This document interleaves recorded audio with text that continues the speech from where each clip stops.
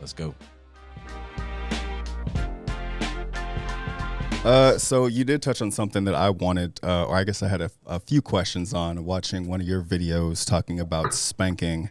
And so that opened up a whole conversation in our household. The question is, what do we do about that? How is it or isn't it abuse? And then is there certain things that people go through, right? Like I was a full-time single father, and obviously my reaction time raising my daughter by myself, I didn't have a lot of patience, more stress, and it led to spanking. Now that I'm married, second child, never really spanked.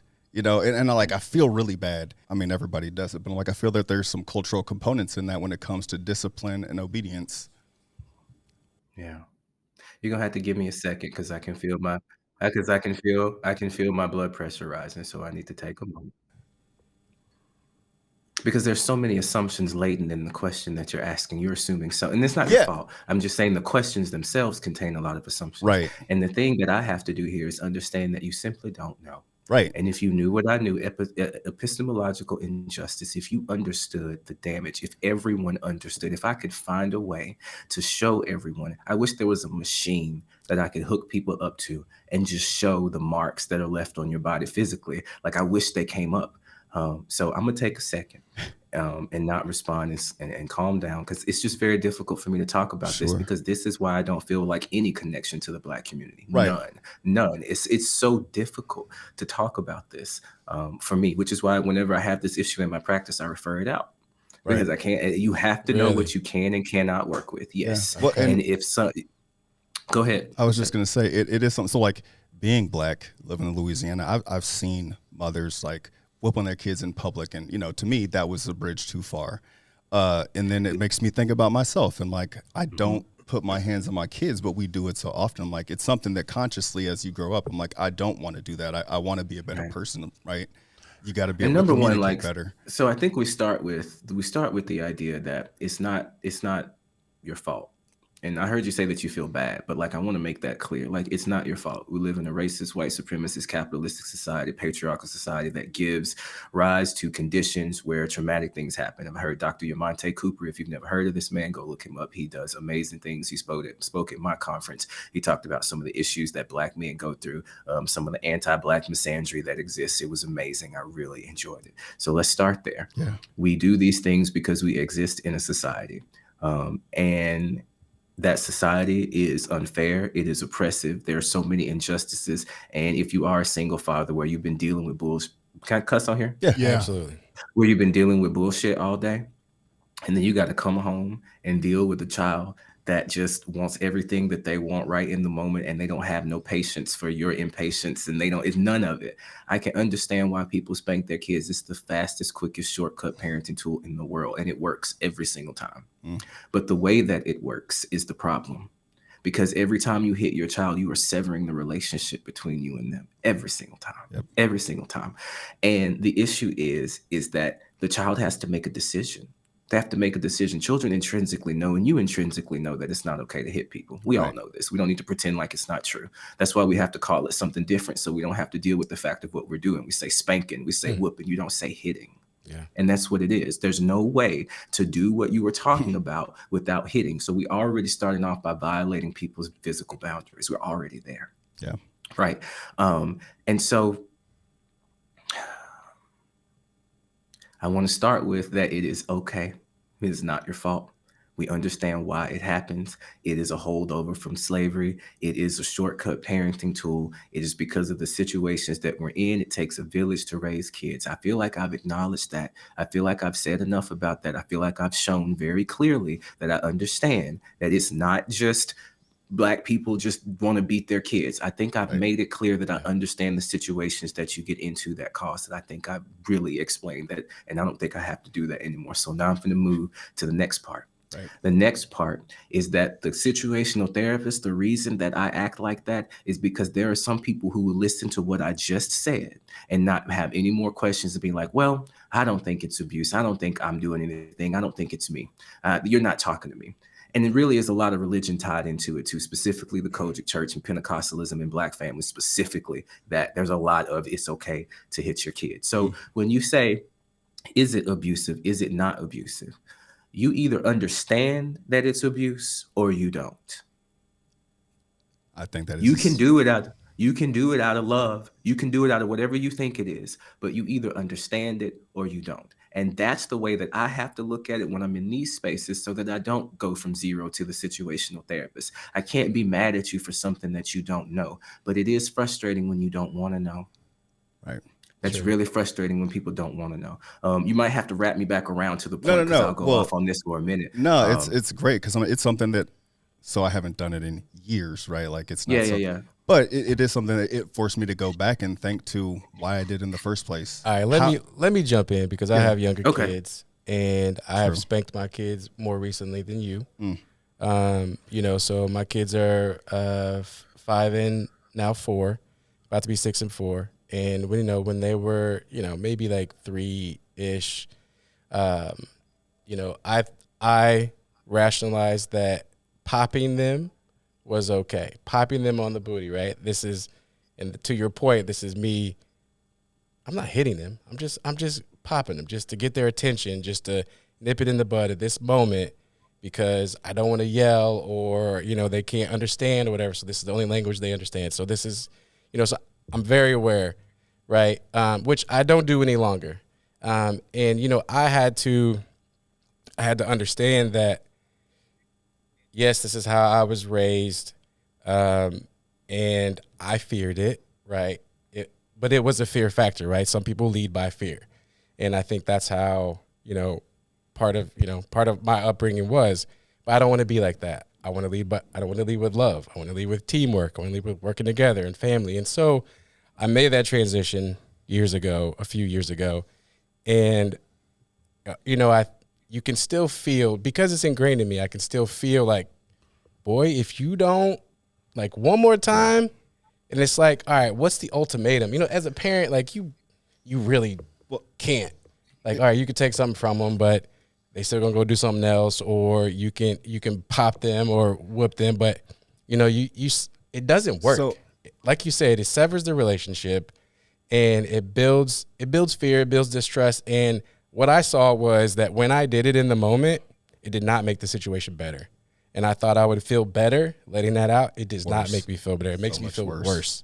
And so, you know, it was just like a habit that I just had to stop doing, you know? that makes me have one more question, and I think that there's so many people people have spanked their children, right? And up until recently was maybe, I don't know, 5 years ago, maybe it was '09 when what is it, the gentle parenting became a thing. And I think we can see more outcomes of people that were spanked, not that that's something that we have to ask, than kids that have grown up with gentle parenting. So it's easy to say, I mean, it's just the way that society has done, not that it's a good thing. We definitely should be moving away from that, but hopefully more people are moving into gentle parenting. Do you know anything about the outcomes of children that haven't gone through spanking? Is it any different? Because one of my questions was, a kid that is not spanked with a parent that doesn't give them enough attention will still come out with a certain level of trauma that might be, or is that true? Thank you for bringing me on to talk about this topic. So, number one, you said like, do recently gentle parenting came out. We knew in the 90s that we needed to stop hitting children. Like, we knew a very, very long time ago. I think the issue is when let's start from our community. Black Sure. folks, really, we don't know what it's like to be children. If you have the history of racism and oppression in America, there is no knowing what it's like to be kids. If we go back to slavery, if you had a kid that had ADHD in slavery, right, what issues would that have caused for everybody there? So what's one thing that the entire family or entire group and community would do? They would rag that child to make sure that that child gets in line. Right. And that's what I see with ADHD all the time when I have people telling this black kid is acting up in class. What's going on in the environment? Yeah. What's happening? So when I hear people say like, well, what do you do next? What happens next? Number one, I don't have kids. It's the first thing that people say. And I just want to throw that out there. I don't have kids. But we don't know what it's like to be children. We don't have the opportunity to be children. And every time we are children, we are punished for it because that could get us in trouble. So we have a lot of adults who are triggered by their child's childlike behavior. Yeah, The 1000%, behaviors that dude. kids do, people don't realize like like they're supposed to be loud Yep. and rambunctious Yep. and make noise and be disrespectful and cuss you out of their life because, I mean, they didn't ask to be here, number one. And number two, now that they are here, they have to follow these sets of rules that don't make sense. Like one of the things that really gets me is when parents spank their kids for stealing without explaining the concept of ownership to them. That doesn't make sense. If I don't know what it means to own something, how are you going to spank me from taking it? That doesn't make any sense. And so I think that, man, I could just go off on it forever. I just think that the idea and what gentle parenting does, it says that like it's not supposed to be easy. It's going to be difficult. Yeah. And we need a village and a community to help. But like it's a tool and it's not a really helpful one. It doesn't do anything. Right. And I know I'm not offering you any alternative. I will offer you one though. You have to fundamentally change in your mind what you think it's going to mean to raise your kids. They're going to test me. They're not testing you. They are testing reality. They are testing the way the world works. You were simply the facilitator of that test. You were the facilitator of that environment. And so when we say, well, people could grow up and be bad, absolutely, 100%. You could provide a wonderful tutorial environment for your kids, and they could grow up and choose to do bad things. It is more likely they will choose to do bad things if you hit them. But if you provide them with an environment, and so what do you do in those moments? Instead of hit, you have to focus on building the relationship. You can break a horse by beating it, or you can bring in an apple every single day. Like, how do you want to build a relationship with your children? Because the truth of the matter, a lot of the times the behavior these kids are doing is a direct result of the family system they're in. I'm not trying to talk about nobody marriages and relationships. I'm just saying your kids are a reflection of your environment. And if husband and wife got any issues, it don't matter how small. If y'all in denial about it at all, it's going to come out in your kids. And it has the added benefit of you not having to focus on your relationship anymore. You can focus on the problem in your kid. But that's the conversation that you learn. That's an interesting take.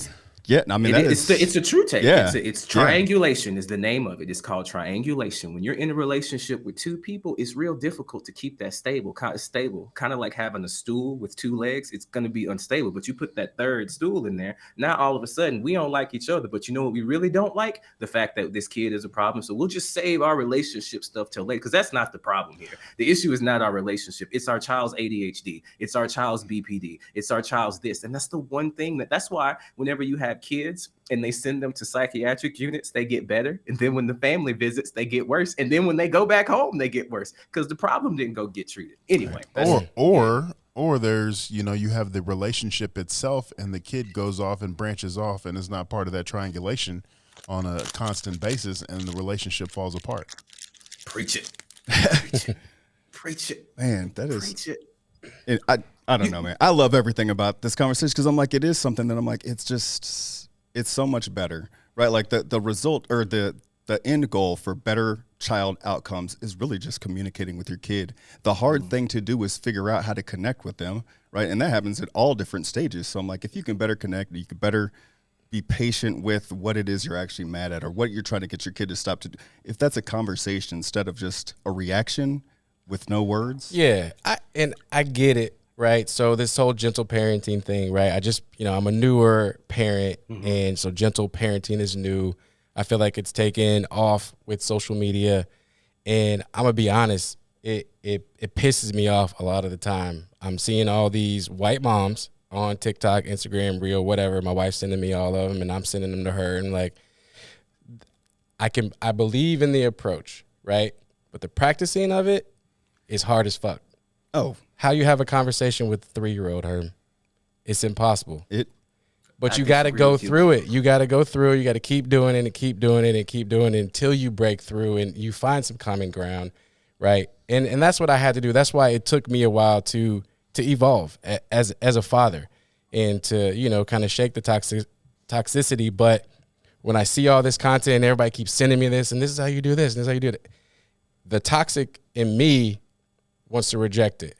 It's like, this is how I was raised. I'm good. Let me just do it the way I know. But I don't know shit. It's look at me. I don't know fine. shit. And it's like, that is not okay. There's so many problems with all of us, right? Like, And so that's what I have to, I have to step out of myself and just realize that, like you said, the kid's a kid. He doesn't have any reference of anything, and I'm trying to make him an adult right now, and I know that's my problem. Please just Jump say, in. like, I hear all of you, man, especially you, Tim, right? That's your name? Yep.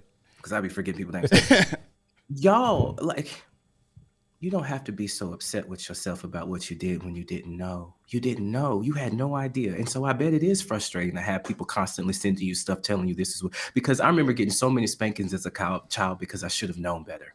You should have known. How was I supposed to know? 1,000%. So, like, to you and anybody else that is listening, y'all, you have to, because the next lesson you have to teach your children is how to forgive yourself when you make a mistake you don't feel like you deserve forgiveness for. That is your new job now. That's where I'm at with my kids, actually. That is your modeling. That's what you're modeling now. When you make a mistake that's really big and you feel like you can't forgive yourself for it, this is how you do it. So please, I just hear it in the way that y'all talk about it. And I'm not overthinking it. I hear it in your voice. Like, it is okay. It's all right. It's really all right.